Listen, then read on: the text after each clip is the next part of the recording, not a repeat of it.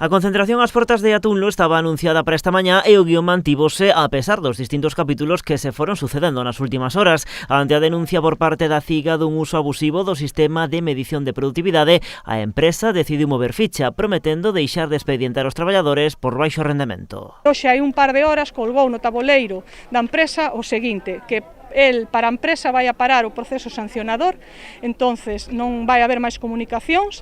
O que sí, nós queremos ratificalo isto en acta en comité, en reunión extraordinaria. Por iso a CIGA solicita unha reunión urxente do Comité de Empresa de Atunlo. Queren que a dirección ratifique ese anuncio porque din promesas como esta xa se escoitaron antes. Estas palabras xa se escoitamos outras veces. De feito, a empresa, cando se ganou as primeiras sentencias, solicitou a nivel judicial que paráramos e que se suspenderan os xuizos. Suspendemos os xuizos e despois volvemos a comunicarnos ca empresa e o que dixo no que iban a seguir. A CIGA insiste en que a única saída é que o sistema de produtividade volva a usarse como antes só para premiar os empregados máis produtivos. Ademais, na reunión que hoxe solicitaron, proporán que non se teñan en conta os expedientes xa abertos. Que retire e que deixe sen efecto as anteriores sancións, advertencias e despidos incluso que houbo.